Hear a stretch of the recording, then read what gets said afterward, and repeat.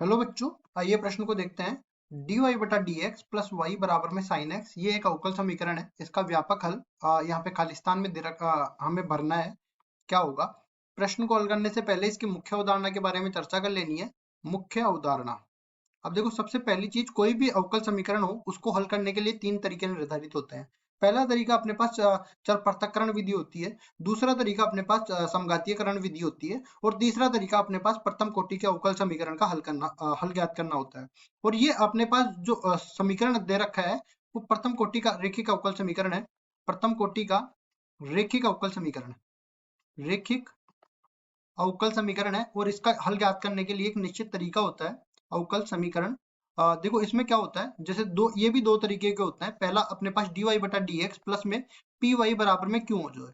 जब अपने पास dy बटा डी एक्स होता है तो यहाँ पे y आता है और y के गुणांक, और p और q जो दो होते हैं वो या तो नियतांक होते हैं या फिर अपने पास ये x के फलन होते हैं। दूसरा अपने पास अगर dx बटा dy आ जाए ना, तो यहाँ पे याद रखो कि प्लस में px आएगा और बराबर में ये q आएगा। यहाँ x जब आएगा तब p और q y के गुणांक या नियतांक हो जाएंगे। अब हमारे पास जो सवाल दे रखा है इसमें dy बटा dx है, तो इसको हल करेंगे। इसके लिए क्या करेंगे, पहले तो हम लोग if निकालेंगे, समाकलन गुणांक। इसको कह सकते हैं, ये समाकलन गुणांक कहलाता है, समाकलन गुणांक। और ये कैसे निकालते हैं, ये बराबर हो जाता है बराबर में e की घात p, इसका x के सापेक्ष समाकलन। अब उसके बाद क्या करेंगे, y को हम लोग if से गुणा करेंगे और साथ ही साथ दूसरी तरफ q को if से गुणा करेंगे और इस पूरे का हम लोग x के सापेक्ष समाकलन कर देंगे। तो हमारे पास अवकल समीकरण का हल मिल जाएगा। तो इसको देखो, पहले तो उठा के लाते हैं सवाल को। dy बटा डी एक्स प्लस में y बराबर में साइन x है। तो हम देख सकते हैं यहाँ पे इस y का गुणांक मैं एक मान लेता हूं, तो p का मान तो एक के बराबर है और sin x का ये q जो है ये sin x के बराबर है। इसका मतलब मैं कह सकता हूं कि अगर मैं p का x के सापेक्ष अवकलन निकालना चाहूं, मतलब कि एक का सॉरी अवकलन नहीं, समाकलन निकालना चाहूं, तो एक का x के सापेक्ष जो समाकलन होता है वो x के बराबर होता है। अब देखो, जो समाकलन गुणांक है if वो बराबर होता है p का x के सापेक्ष समाकलन, ये e की घात में आ जाता है, मतलब कि e की घात x बन जाता है। ठीक है, यहाँ पे वैसे तो निश्चित समाकलन है तो अचर पद अभी आना चाहिए, लेकिन हमें समाकलन गुणांक निकालते समय केवल इसका केवल समाकलन लेना होता है, अचर पद नहीं लेना होता।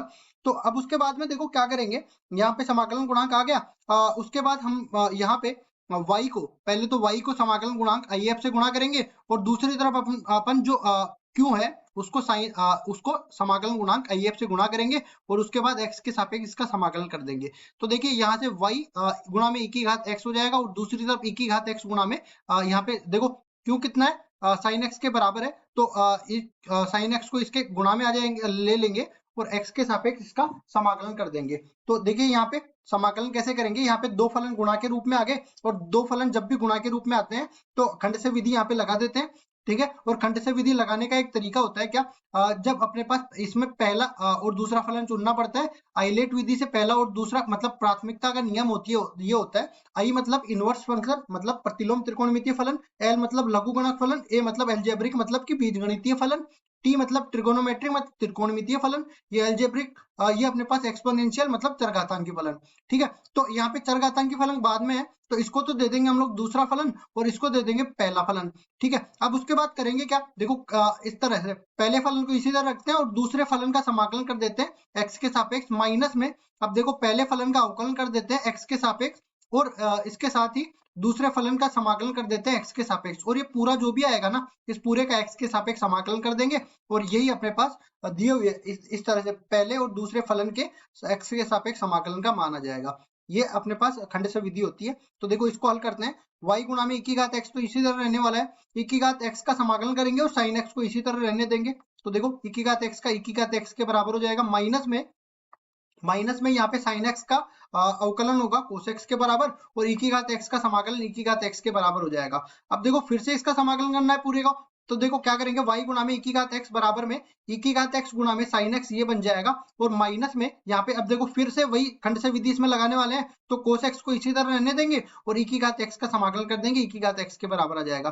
फिर माइनस में cos x का अवकलन करेंगे x के सापेक्ष, तो ये माइनस sin x के बराबर आ जाएगा। अब e की घात x का समाकलन कर देंगे x के सापेक्ष, e की घात x के बराबर आ जाएगा। फिर जो भी आया उसका x के सापेक्ष समाकलन करना ही है। तो इसको आगे और हल कर लेते हैं। तो y गुणा में e की घात x बराबर में ये बन जाएगा e की घात x गुणा में sin x के बराबर, और माइनस में यहाँ पे कितना बन जाएगा, यहाँ पे आ जाएगा अपने पास e की घात माइनस में e की घात x गुणा में cos x के बराबर। और देखो यहाँ पे ये माइनस माइनस प्लस का हो जाएगा, ठीक है, इसको ये माइनस माइनस प्लस का, और ये फिर से माइनस इधर गुणा होगा तो माइनस का बन जाएगा। तो e की घात x गुणा में sin x गुणा में इसकी घात इसका x के सापेक्ष समाकलन ये बन जाएगा। और देखो ये पूरा अगर मैं इसको i के बराबर मानता हूं तो यहाँ पे कोई ना कोई समाकलन नियतांक भी तो आएगा, क्योंकि हम लोग इतनी बार समाकलन कर दिए हैं तो पूरा का पूरा एक ही समाकलन नियतांक मैं रख देता हूँ यहाँ पे, ठीक है। अब देखो इस पूरे को मैं दूसरी तरफ लेके जाता हूँ तो ये पूरा क्या बन जाता है, ये i के बराबर ही तो है।